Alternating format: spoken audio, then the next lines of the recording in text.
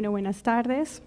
Les pido disculpas de demorarme un poquitico, esperaba que la presentación saliera de otra forma, pero bueno, vamos a darle paso al tiempo porque el tiempo es corto. Generando autonomía desde las aulas con visión integral. Es un título que suele sonar un poco pretencioso probablemente, pero tengo que aclarar un poquito el hecho de por qué el título como tal. En realidad no pretendo dar una receta para el objetivo de la adquisición de la autonomía en el ejercicio de la educación médica. Yo soy madre de 3 hijos y todavía no tengo la receta para dar una educación completa a los 3, ¿no? Siendo una madre perfecta, así que creo que lo mismo nos pasa a nosotros que somos docentes en un ámbito de educación y estrictamente más en medicina. Creo que no la hemos encontrado aún, pero creo que hacemos muchos esfuerzos para alcanzarla. Así que no me voy a detener mucho tampoco en lo que es el concepto pues, de autonomía, porque bastante que lo hemos ampliado durante la mañana y parte de la tarde, pero sí quiero llegar a un principio básico que me llevó en el momento en que preparaba toda esta charla, y es llegar a ser capaz de pensar por sí mismo con sentido crítico, tanto en el ámbito moral como en el ámbito intelectual, y creo que ese es como el equilibrio al cual nosotros pretendemos llegar al educar en medicina. Hablando un poquito entonces de este logro de la autonomía. Dime. No se ve.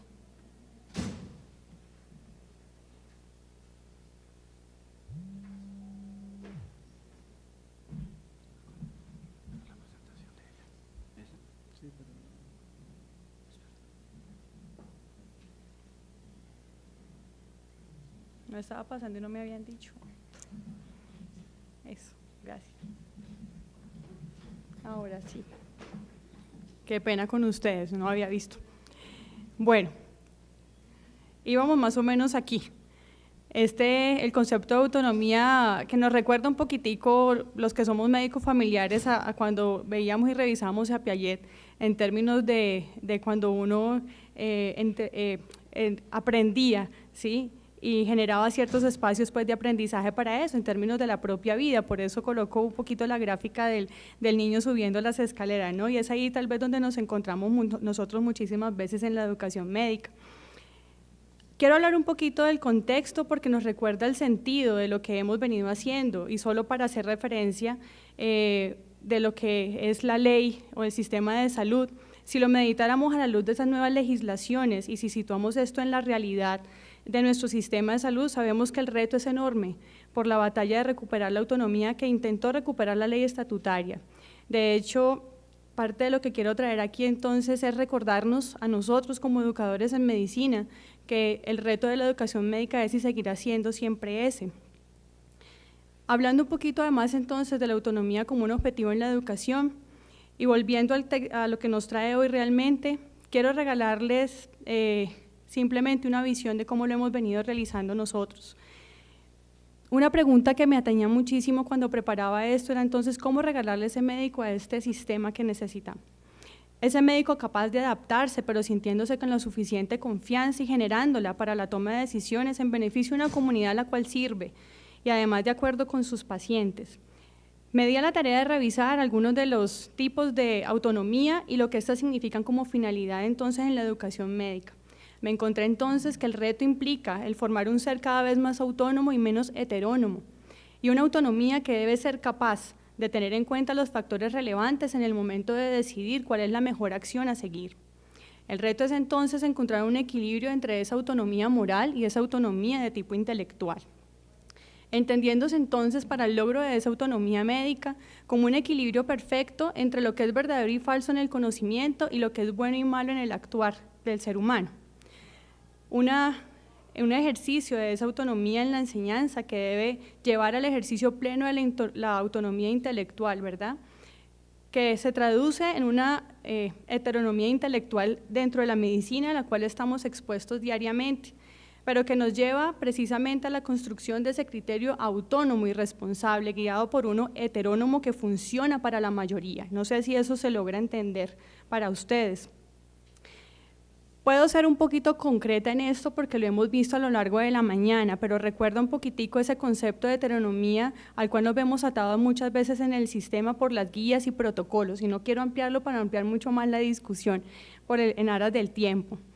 Todo esto nos lleva básicamente a que nos debemos repensar de una manera constante y permanente el actuar de nosotros dentro del modelo de educación médica, llevándonos a los modelos constructivistas. Realmente digo constructivistas porque al revisar los modelos de educación me encuentro con que este es el que impregna de una manera mucho más fácil conocimiento dentro de nuestros estudiantes, pero modelos constructivistas que sean innovadores para el logro de esa verdadera autonomía, donde creemos ambientes reflexivos en proceso de la enseñanza-aprendizaje para la adaptación de esa autonomía en los diferentes escenarios.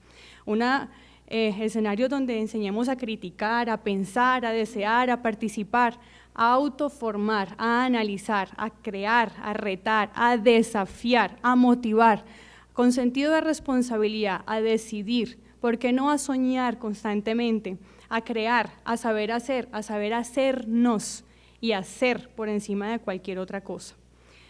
Eso que nos lleva a la construcción de un pensamiento no solamente estructurado, sino libre, pero maduro. A la luz de eso, quiero contarles un poquito de lo que ha sido nuestra experiencia dentro del modelo integral de lo que es la Universidad Javeriana Cali y algunas de nuestras experiencias exitosas. Debo comenzar por decir que gracias a nuestro modelo, digamos, de flexibilidad curricular que habla por sí mismo de una ruta donde el estudiante puede elegir autónomamente cada una de sus asignaturas, especialmente dentro del internado. Pero aunando un poquito y siendo más fija lo que vengo a decirles, quiero explicarles también que todas nuestras asignaturas tienen un componente interdisciplinar y son transversales a su malla curricular, pero voy a resaltar algunas de las que nos permiten de una manera mucho más visible ese logro de esa autonomía. Nuestros casos integradores, que han sido, digamos, una labor permanente dentro de los docentes, tanto de los diferentes departamentos del área básica como el área clínica, nos permiten interactuar de una manera directa con varios grupos de docentes dentro de un mismo escenario clínico, donde tenemos la facilidad de tener un docente del área básica y un docente del área clínica en un caso concreto y real, ya sea en un aula de clase o en una revista académica. Eso en cualquiera de nuestras asignaturas en este momento ya es una realidad, y muchas veces esos casos integradores llevados a la simulación, simulaciones que pueden ser en acompañamiento con el docente o en estudio libre del estudiante. Procesos importantísimos y tan exitosos como lo tenemos en simulación en psiquiatría, ayudados con el grupo de teatro de la universidad, el grupo de Alter Gesto, que tiene una experiencia exitosa y ya documentada en un artículo en una revista indexada. Asignaturas como la de lectura crítica, que invita al estudiante a no dar por sentado todo lo que lee o a escribirlo de una manera correcta. Grupos focales como los que tenemos en farmacología, donde son los mismos estudiantes quien invita a participar a sus propios compañeros y les hacen el acompañamiento. Eso es lo que hemos denominado también padrinazgos. Una que para nosotros es muy linda, en acompañamiento a ese ser humano que es la medicina basada en la etiqueta. Esta vez es un poquito de su nombre, prontamente cambiará a ser y proceder javeriano, donde hablamos del principio y fundamento de la medicina y donde los estudiantes tienen en el ejercicio de la misma asignatura encontrar su misión o proyecto de vida dentro del área de la medicina. Comunicación en salud, pues habla por sí misma. Medicina narrativa, donde el poder de la palabra puede también curar y donde los estudiantes tienen un momento donde ellos pueden escribir y narrar sus experiencias con sus pacientes o de su vida misma. Los semilleros de estudiantes, en esa creación de liderazgo que también hemos visto nosotros aquí, semilleros en investigación liderados por ellos mismos, ASEMPUB, que es la Asociación de Estudiantes de Medicina de la Universidad, la parte de grupos de innovación en educación médica, todos estos liderados por estudiantes y grupos también al servicio de la misma comunidad, tanto javeriana como la comunidad afuera. El Centro de Enseñanza-Aprendizaje, que es un instituto nuevo que crea la universidad, donde una de sus líneas permanentes es la de motivación y pedagogía. La implementación de las TICs, que ya ampliamente conocemos nosotros, yo creo que en las diferentes aulas de clase, y que nos dan también elementos diferentes para poder llegar a los estudiantes, para que ellos apropien el conocimiento y también tengan maneras diferentes de poder aprender. Aprender a aprender, que es otro de los elementos que también hemos hablado.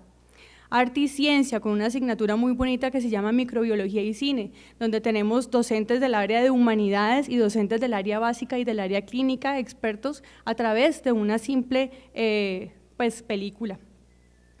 Otra de nuestras grandes y muy bonitas asignaturas se llama inclusión, discapacidad y salud, que inclusive la vemos con docentes de la universidad en colaboración con la Universidad Javeriana de Bogotá. También habla por sí misma y compete a todos los departamentos de la facultad. Todas estas asignaturas interdisciplinares que no serían posibles si no habláramos de un eje central y triangular del cual de pronto nos ha tocado o hemos hablado muy poco tal vez a lo largo de esta mañana, y es el rol del docente, que tiene que redefinirse de manera constante. Un docente que sea comprometido con el ser y con la academia y sin temor para asumir los retos y los desafíos que nos llegan a la luz de las nuevas generaciones. La necesidad regional y la nacional en educación superior y la preparación para la vida profesional en el contexto de nuestro sistema de salud. Un trabajo encaminado para la formación de formadores es el nuevo perfil del role model que necesitamos para el desarrollo del talento humano en nuestro contexto. Un role model que tiene que estar consciente de que es un ser humano al servicio de otro ser humano, que guíe, que acompañe, que sirva de mentor, que desafíe las potencialidades de esos individuos que llegan a nuestras aulas de clase, que rete, que co-cree con ellos, que lidere, que motive, que facilite y que asesore y que actúe como motor intelectual, pero sobre todo que estimule el deseo del aprendizaje y la construcción del proyecto de vida de cada uno de esos estudiantes. Les agradezco.